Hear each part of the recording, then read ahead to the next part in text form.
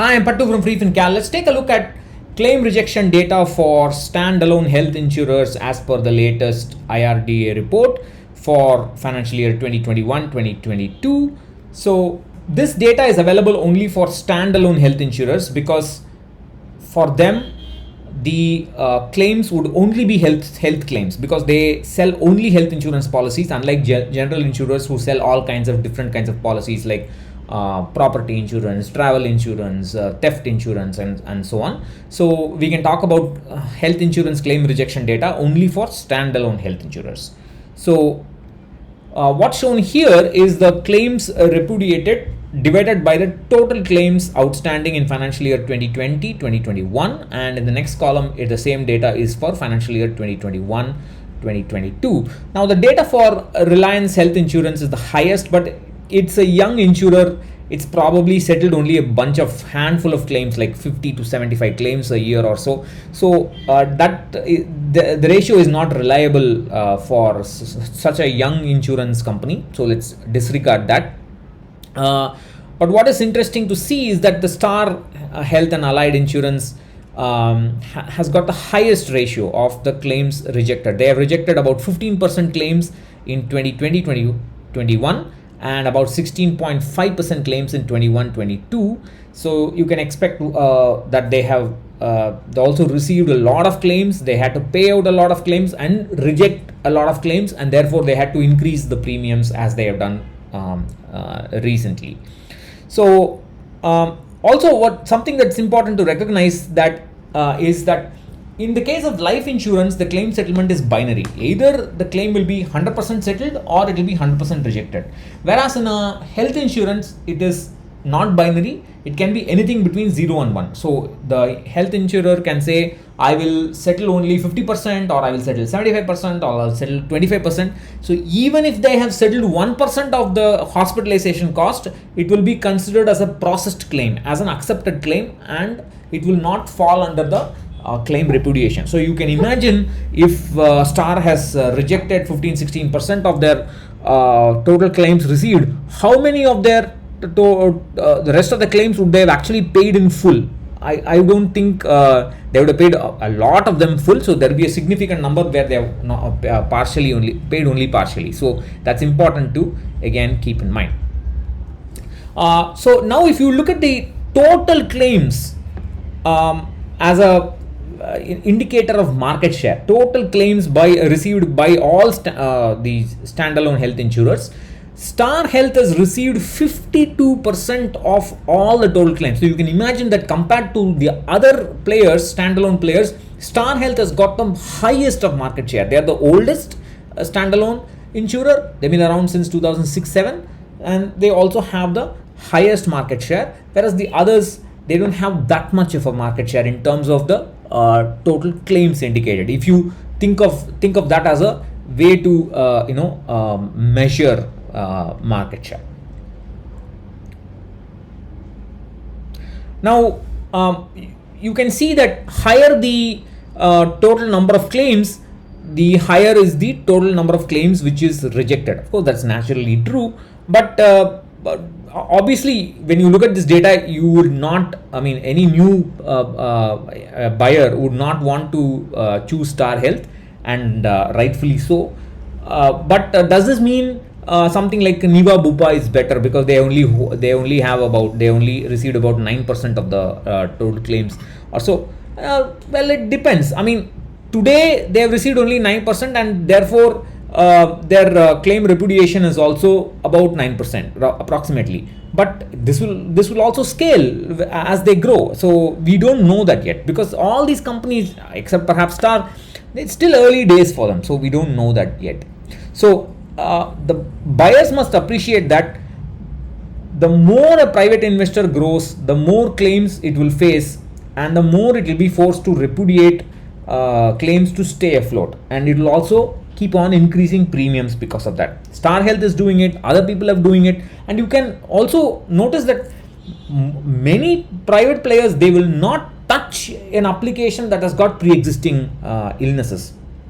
They want to create a healthy insured pool so that the claims outgo will be less for them. In the case of Star, unfortunately, they sold, they used their sales team and they sold like mad, and I think they were not careful in creating a healthy insured pool, and I think they are paying the price for this. The next important ratio is the incurred claim ratio. The incurred claim ratio is defined as the net incurred claim divided by the net earned premium. Now, this should not be used as a ratio to buy a policy. This is basically, if I was an equity holder in these companies, I would want to know how much they are losing money. That is, claims paid is a loss, and earned premium is a profit, of course, before tax and expenses and so on. So this ratio tells me how profitable the company is, and of course people will say it should neither be too low nor too high and so on, but that's just arbitrary. But look at the case of Star. In 2019-20, they had a incurred claim of only 65%. So that means that only 65% of all earned premium was paid out as claims, but that increased to 94% in 2020-21, and 87%, reduced a little bit, but then they have also 1% claim rejection has also increased. So 87% in 21-22. How long can Star manage like this? How long can this incurred claim ratio be so high? In the case of PSUs, the incurred claim ratio will be higher than 100 because they have the government to support them. But that's not the case with privates. They cannot stay afloat if the incurred claim ratio is too high, and that is the case with Star, and that's a dangerous issue to worry about. My firm belief is that other private players will also start to struggle like Star Health once their market share also increases. Today their incurred claim is kind of manageable. You can see that Max Bupa or Niva Bupa is about 50 to 60%. But that's because their market share is low. Once their market share increases, then they are going to be in trouble, like Star is what I strongly believe in. Now, buyers must appreciate that. Buyers must appreciate that the private players will lay out the red carpet for you at the time of buying. They will say, I have all sort of features, no room sublimits, no lower waiting period, restore benefit this, restore benefit that, and so on. But the reality is they do not have the experience of handling a large number of claims in India. Star Health has started to get that experience, and already they are in trouble, and that's after 16 years of being in existence. In the last 2 years they are facing the heat now. So you have to be careful with private players. Now, I have always believed that health insurance or life insurance, I will not touch a private guy. That's my I strongly believe in that, because I believe that the private players will always look at profitability more than worrying about whether to pay your claims or not, and that's my belief. But does this mean everybody should avoid private players and buy PSU policies? I don't think so, because PSU policies also have their own problems. Forget about the room rent sublimits and so on. I have processed some 5 claims with United India, and not all of them have been smooth. I had to fight. I have to got some of the claims easily, but at least I've got it. I've not been rejected or been told I will only pay half of it or 70% of it and so on. So the grass is not greener on the other side. However, this is a risk that is not being talked about with private health insurers, and we have to keep that in mind. I think the best solution is buy a policy from whomever you are comfortable with.